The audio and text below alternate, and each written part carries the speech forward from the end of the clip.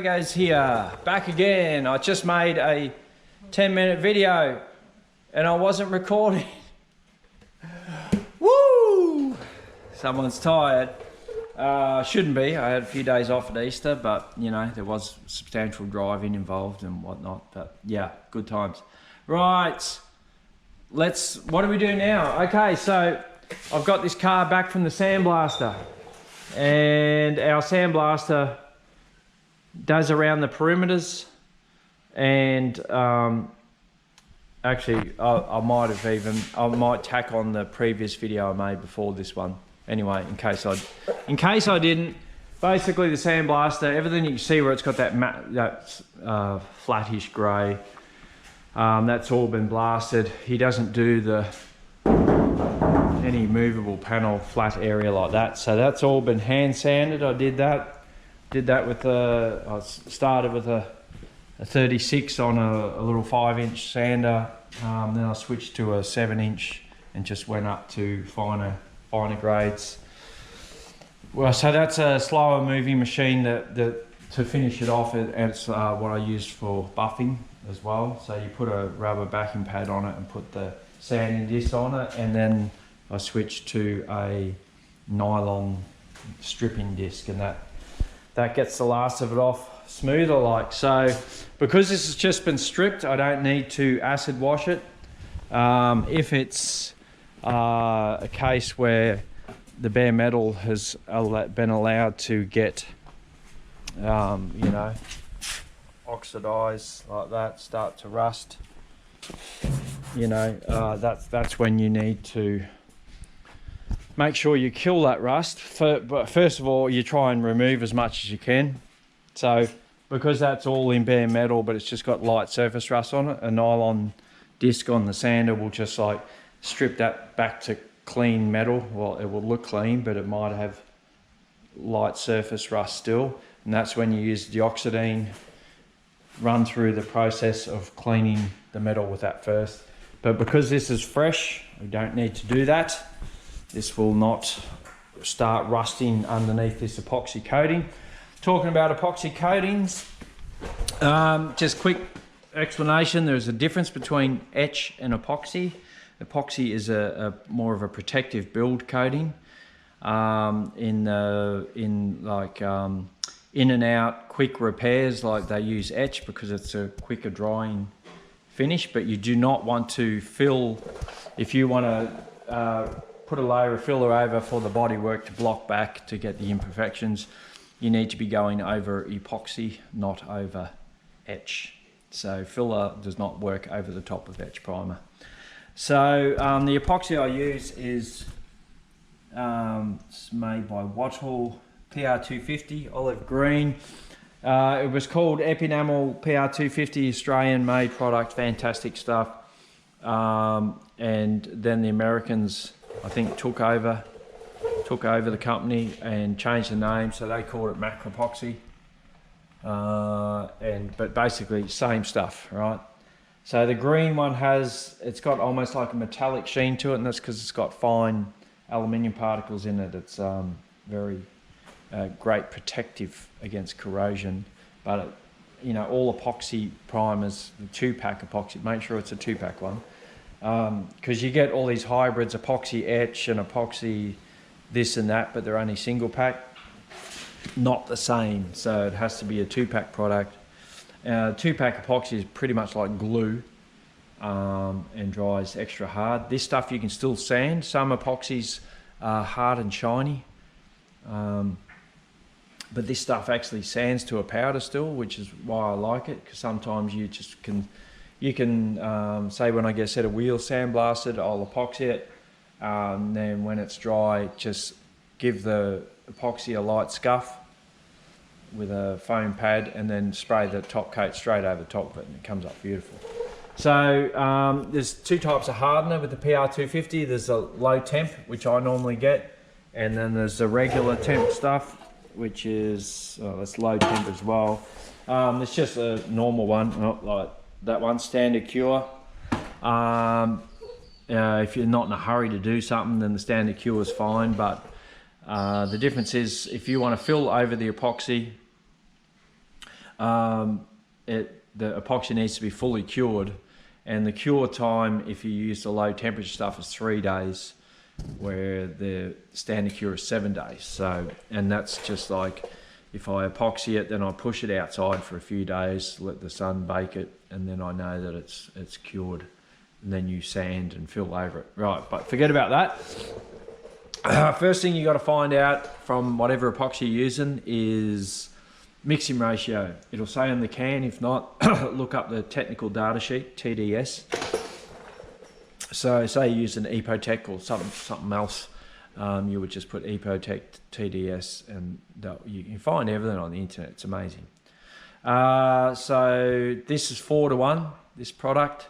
That means 4 parts paint, 1 part hardener, and thinners is a separate thing altogether. So if you had some industrial steel gates or something, like some cast iron gates that were a bit rusty, and you wanted a great product on it, you wanted to brush it on for like maximum thick build, you would just mix this 4:1 and then not put any thinners in at all, and just put it on direct super thick.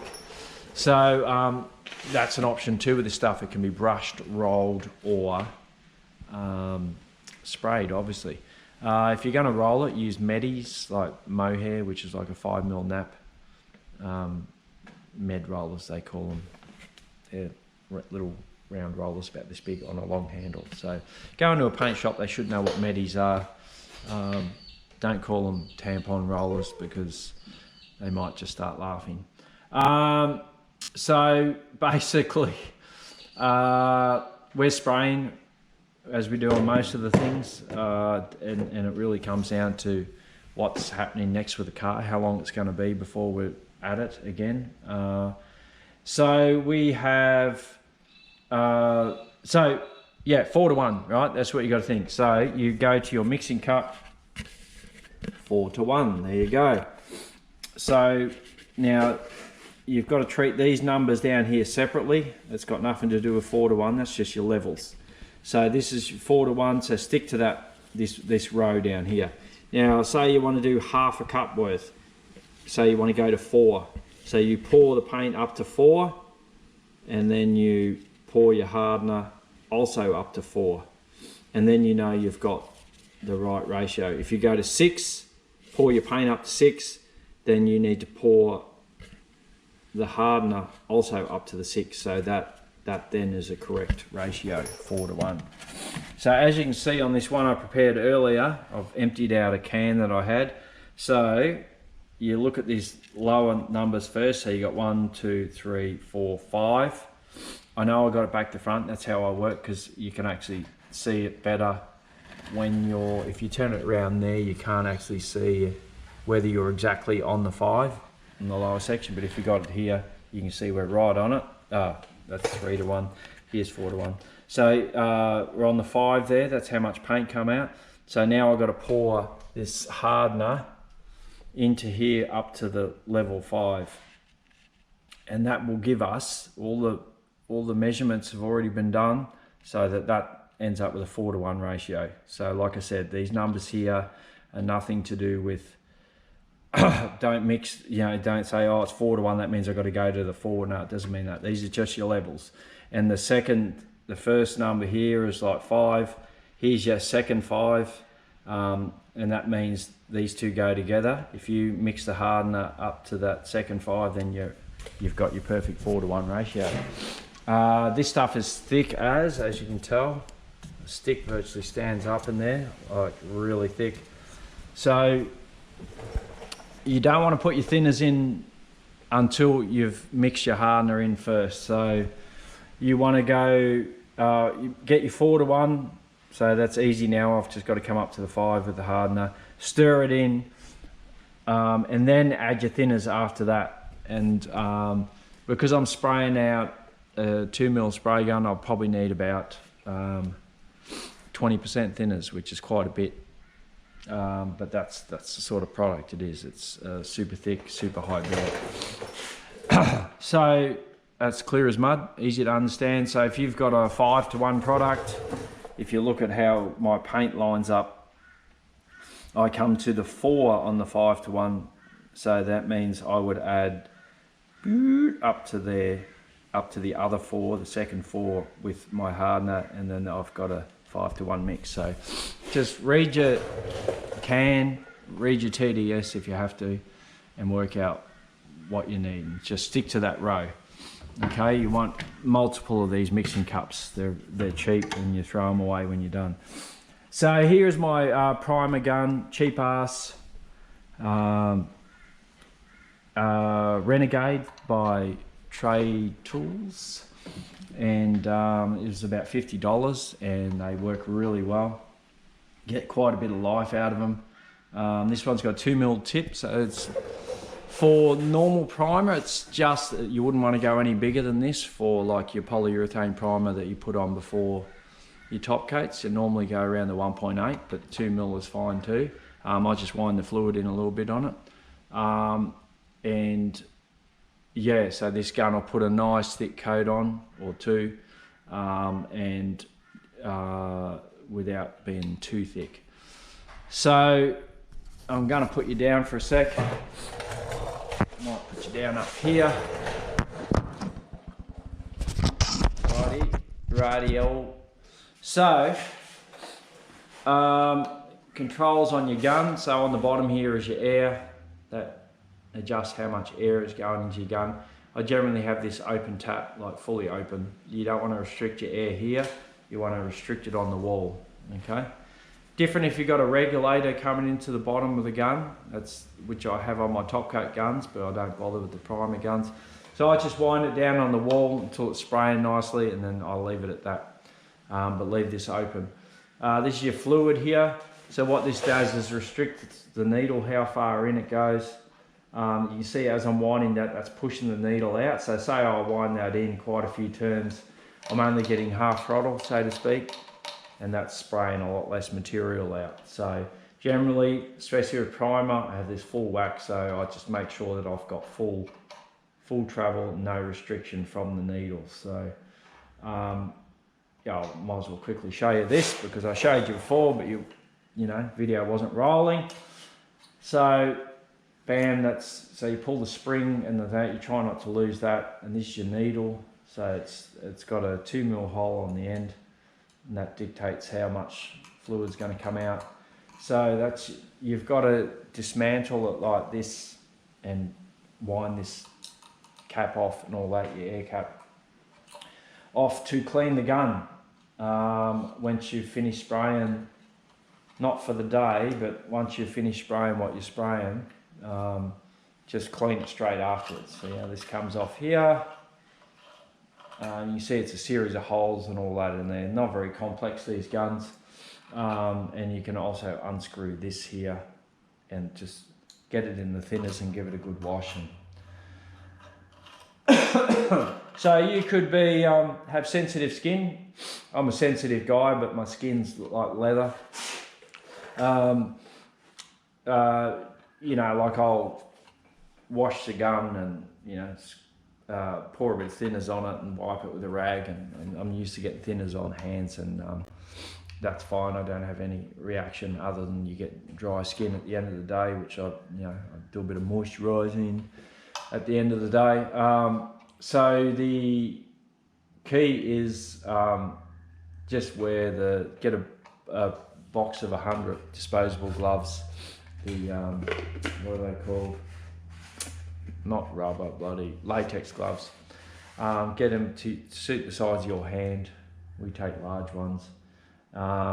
Yeah, so that gives you a bit of protection when you're mixing the paint, etc., etc. So I also pull this pot off and like flush all down everywhere with cleaning the gun, but that's maybe another video.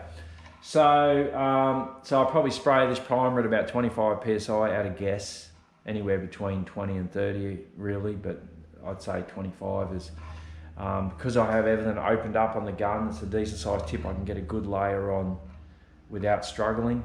You know, when you get to polyester, which is a spray on filler, you need the 2.5mm tip, and you need to not have that fan too wide, and you just, yeah, sometimes you got to crank the pressure up to get it out the gun and on the surface. So Right, so that's sort of the gun on this top one here. So basically for this sort of priming, open the air tap, open the fluid tap, and this here is your fan.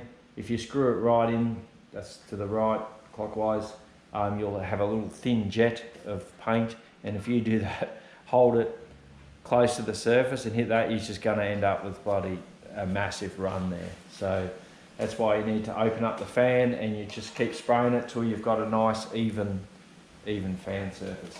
So they recommend about 6 inches spraying from the surface. Let's talk new school.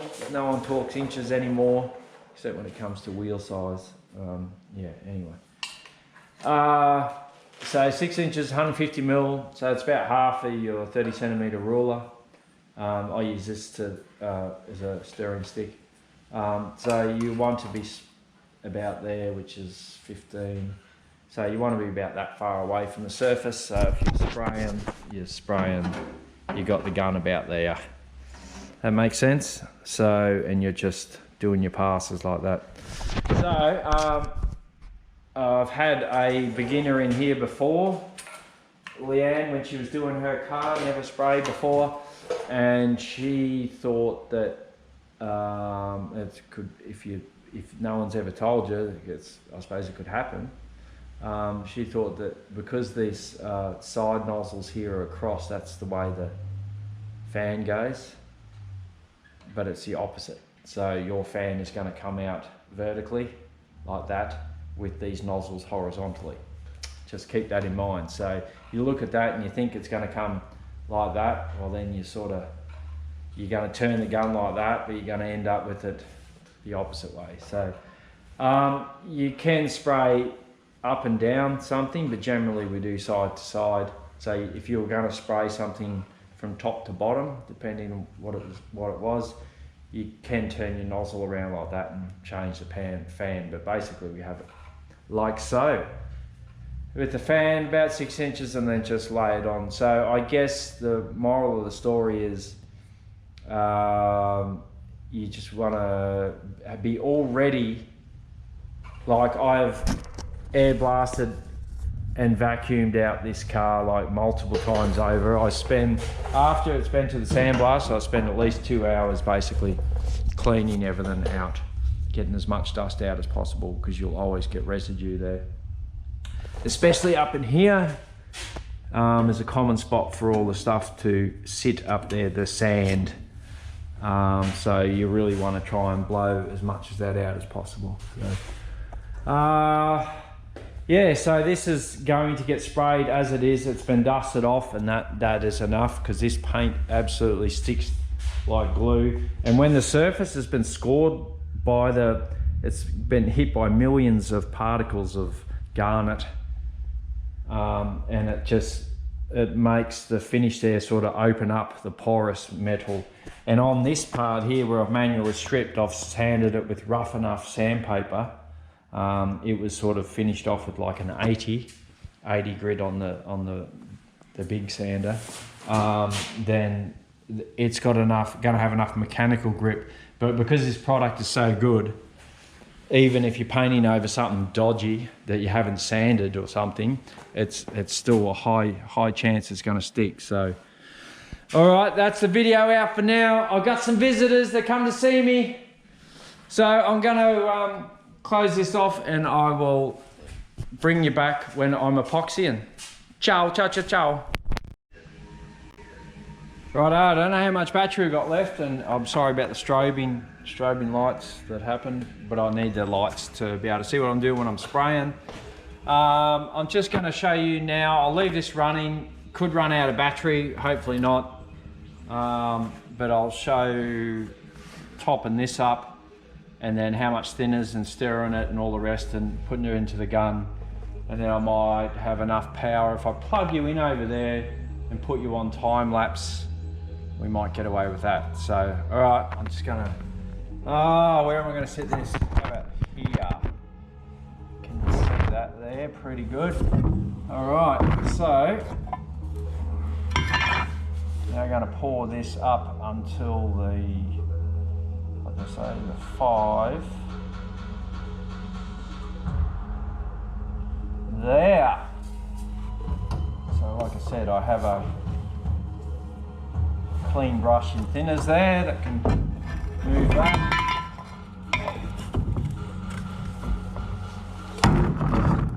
Okay, now just wipe my hands so I don't get all over the camera. You can see here, paint is up to the 5 on the side there. This is like 4:1 mix, and now we've gone up to the 5 with the hardener. Right, so that means there's 4 times as much paint as there is hardener in there. So I prefer to stir this in first and then just add the thinners to taste. Now let's see how this goes. Hopefully I don't splash any. So it's good to give it a stir. Basically it's a good idea to use a cup that's bigger than what you actually need, so you've got plenty of room. So once you've got it initially stirred in like carefully, then you can sort of go to a bit of a scooping motion. You see how I'm doing the circular scoop up? So that's bringing the paint from the bottom and mixing it with the hardener that's on the top. So you can see how I've got that scoopy action going on. Scoopity poo. Right, so you can see how thick that is. It's just like this incredibly high solids, but that's a good thing. Yeah, so what I'll do now is mixing the hardener in is pretty straightforward. Like it mixes in pretty easily because they're a similar consistency. Now with my epoxy thinners, do yourself a favour and buy one of these nozzles too. You see this plastic nozzle? It just screws on instead of the cap, and it has a little cap. Oh, it's not. I've been reusing the same one for years, but it's just way easier to pour out small amounts if you only need a small amount.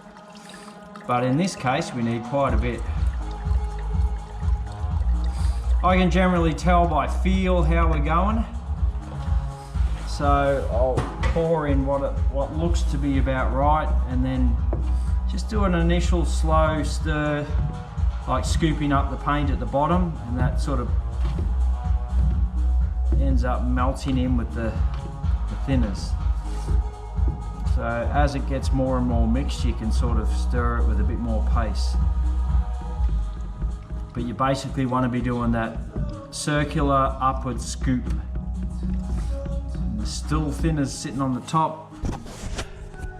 I might show you in this thing, so you can still see the thinners on the top, but I keep doing that scoop. The thinners are starting to disappear and it's just becoming all paint.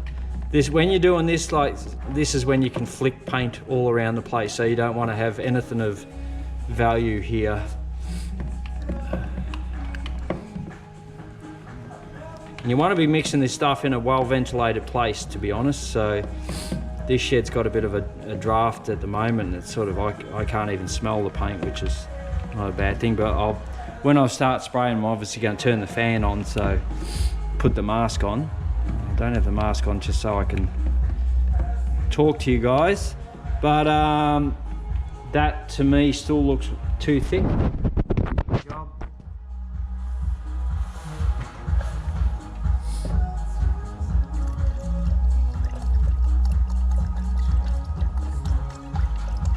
So when you've got a product that's thick like this primer is not expensive, and then when you work out that you're adding 20% thinners, so you're buying a 5 litre kit, but you're ending up with 6 litres of sprayable product by the time you thin it out. It's really good value for money. So I'm aiming for a super high build.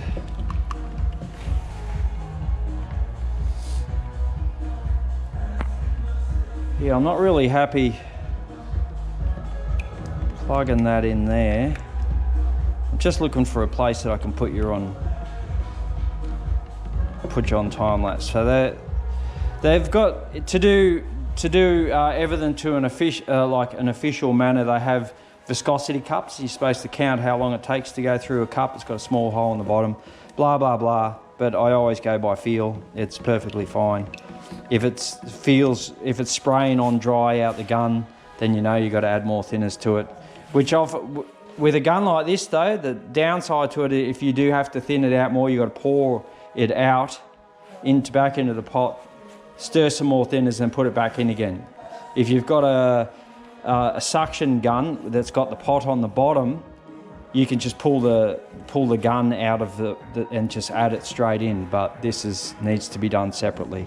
You don't want to be pouring thinners into the gun and trying to mix it in there. It's just not real ideal. So that's looking like a nice flowy liquid. So I'm going to shut this off, put it on time lapse. I'm going to put it up the back corner there because the air in this booth gets sucked this way, and we can see how it goes. I'm going to start with the roof anyway. So, all right, bye.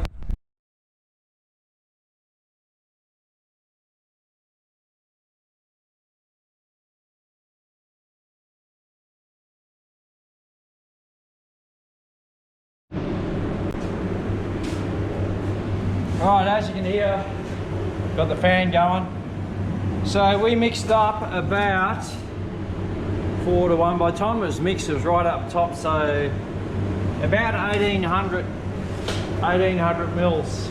This is 600 mil cup on the spray gun, so I topped it up about 3 times. So it took almost 2 litres just to go around the outside, little bit in the engine bay, but just to do these main panels, get them all sealed up. And we managed to get a bit of the front done around all the wiring and cables and pedals and stuff. All the noses all done. So that's how far 2 litres went. So you need at least a full 5 litre kit. So I used up the last of what I had in another kit, so I'm just cracking open a new one now. Yeah, I've turned those lights off again, but as I said, I'll flick them back on. So we're ready to do the inside now. There's under these seats is a little bit tricky. There's all like backwards angles and shooting in from all sides and through all holes, so that takes quite a bit of time alone, just mucking around inside those 2 areas in there. The part of the floor that we're going to cut out, I'm not even going to bother priming because it's just going to be cut out anyway. I'll probably go around the outside. This floor I'll prime because it's okay, it only needs a few small bits. Yeah, so that's what I'm going to do. So you physically have to get inside the car and do work from your top. So you paint a coat on the underside of the roof and in all the channels and stuff like that, all the gutters around the windows, and just work your way down so the floor ends up being last. So unfortunately you get a lot of overspray dust on the floor. You can already feel it. That's overspray from painting all these around the outside. So I tend to give them a bit of a blast off, an air blast before, because this only painted a few minutes ago, it's already drying, so it is a warmish day. Another thing that I wanted to mention is start with a fresh cup again. Don't go trying to mix up again in your old cup, because that's just ends up a nightmare. You can't see where your levels are because everything's been, where you stirred it, it's covered all your numbers and whatever. So fresh cup each time. I'm going to refill this one and then we'll see if I've got enough to do a coat on all the inside. Alrighty, checking out. Hey, I'm back. Grego's back. Oh, what a day. Oh, door open here. Move my filter. Alright, as you can see here, Sadie is all sealed up, looking all very military, I suppose, austere. Yeah, so it really brings to the fore, like you can see the areas that you have to repair even more. few bits there. The rest of that floor is really good, and then you've just got a bad section there, but the top section's good. So bit weird there. Yeah, but if you look at how good the rest is, really good side panels. They haven't had any major bashage. Oh wow, what a sunset. Fresh air, country life, love it. Anyway, yeah, so considering this panel here is probably one of the straightest I've ever seen for a combi. So it looks like it had a little bit of an altercation with a pole or something low there, but you know, it's pretty minor really.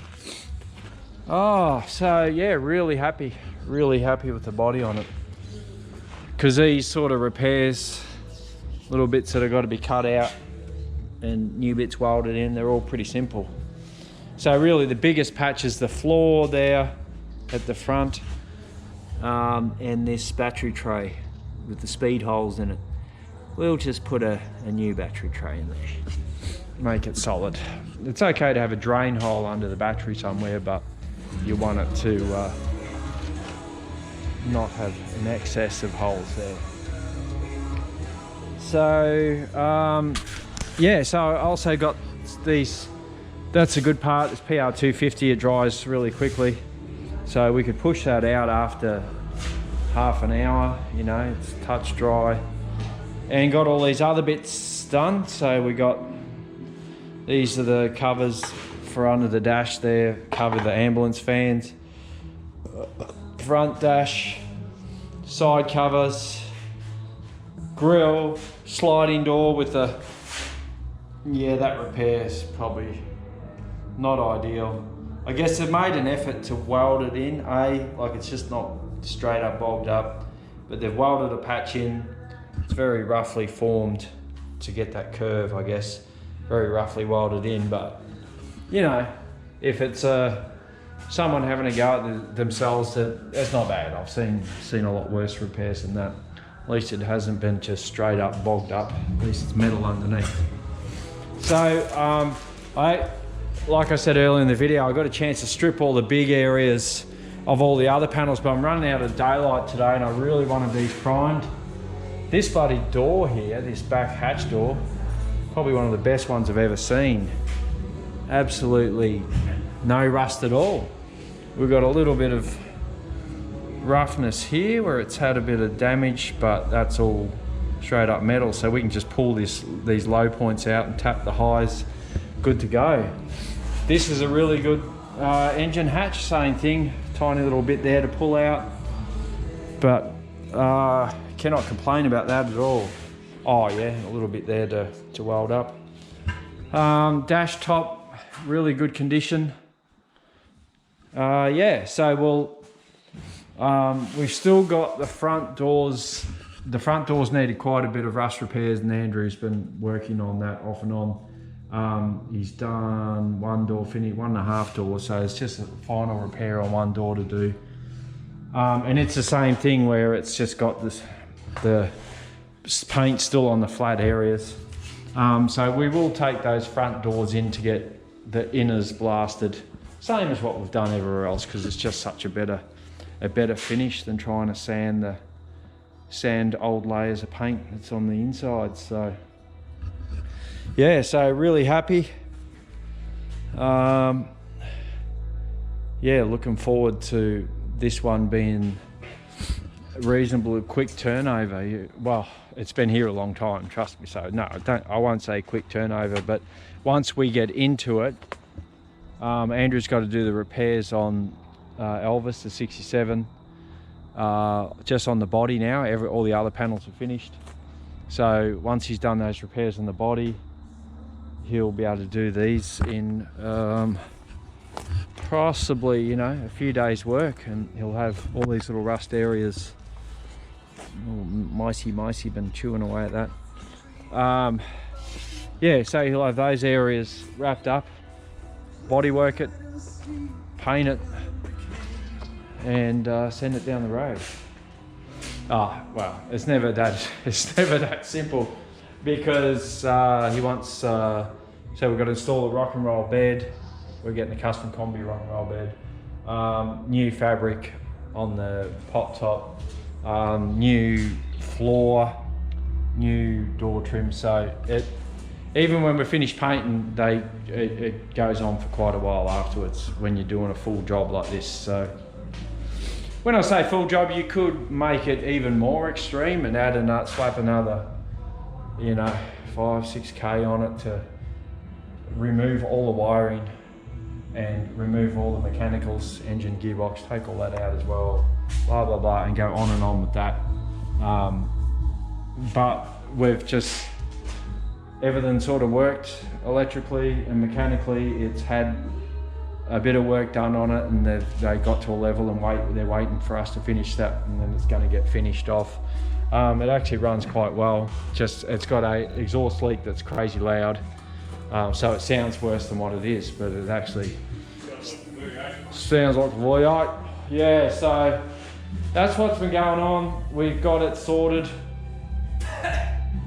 Oh yeah, I know, like we've had hardly any mozzies all year, and now they're sort of coming out, the buggers. Yeah, so epoxy is the GO on all this metal. By the way, like, I'm happy to leave that out now in the rain or whatever. See, this is what people don't understand. It's once it's sealed up with epoxy, it can stay outside. We don't have to worry about you know, it getting too precious with it, because epoxy is waterproof where other primers aren't. So you know, obviously if it's staying out, if you knew a project was going to stay out in the weather for a long time, then you would put 2 to 3 coats of it on. I've only put one good coat on, like it's a pretty thick coat. One good coat, because I know it's not going to be too long before we're into the filler stage after the welding. So and a lot of these big panels, they don't need much welding, if any. So like on here is a common bit with when a sliding door is forced to either close, usually to close, it puts pressure on this part here, because the sliding door hinge is upside down obviously, and sliding door hinge goes in there, and if people push on the door to get it closed because everything's not working properly, that's what you end up with, a split there. So that's really common, a split there. This here looks like it's dropped off its hinge at one stage and minced that up, so we will have to pull this out, the lower part, and tap the high down, and this little corner actually needs a patch in, but it's pretty minor. And when we've got the car apart, we clean out all these holes and flood all rust prevention stuff in these holes, and until it all runs out down there, basically. So that's what we do. These holes get covered by the door trim. We even put another one in there to make sure that it all soaks through the bottom of the door on the inside of the outer skin. That's where the rust starts. So, but we put that rust prevention on all the panels, basically. So that's part of it. Now, where was I? Epoxy. So to clean the gun out, generally, you know, I've got my little tin here with my brush. Yeah, and I throw the tip straight into there to let it soak for a while. But what I do is, if it's got a, you know, first wash bit of thinners, if this gun has just finished spraying, you spray it all out, then pour a bit of that in, shoot a bit out, and then, you know, I have a drum here that you put excess gum wash into. So then you clean this out again. So give it a couple of flushes, and then you proceed to pull the gun apart, where you pull the needle out and even get the cap all clean, make sure the threads in the cap are clean so that it goes back on easy. Pull the pot out and just, oh yeah, it's another trick I use, empty tomato sauce bottle, it's clean. Yeah, I put gum wash in there, I actually ran out of gun wash and I had to get a bit of thinners in to keep me going until my gun wash comes in. So yeah, so always get more thinners than what you need. This general purpose thinners, you wouldn't use that for your 2-packs or primers or anything. You got to use dedicated thinners for the job. This is just, like I said, it's cheap. It's probably okay for cleaning out acrylic lacquer stuff, but it's all right for cleaning this out too. But I mean, it's not don't thin your paint out with it. Put it that way. So so yeah, you can do a bit of a squirty like that. And I've already cleaned this out, obviously, but flush that through. Yeah, so chuck this on.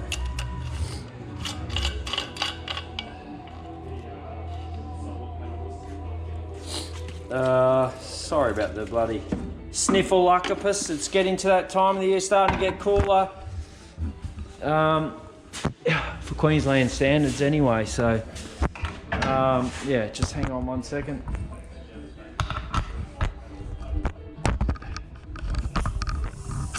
Oh, come on, get on there.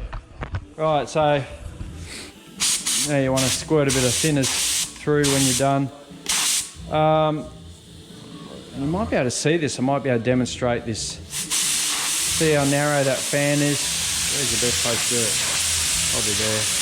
That's narrow, and then I'll open up this, unwind this top one. And you can see how it's much wider. Yeah, like that. So, it doesn't actually hurt to leave a tiny bit of thinners in the bottom of the gun. Put them up there for storage. You know, high-end places have dedicated paint rooms. They have all these racks where they put their 20 guns that they own and all that. Like, well, we're not that set up here. We're a bit more straight up, down to earth. But yeah, we've got it sorted. We get the job done in what I feel a good method, and a bit of pride in the job. Doesn't go astray. But yeah, we're not talking sheep stations here. So alrighty, we're talk to you later. So that's a little basic guide to epoxy and spraying. I'll do another video down the track of how to treat rusted metal before putting epoxy on. That's be the next one. Alrighty, out for now. Bye.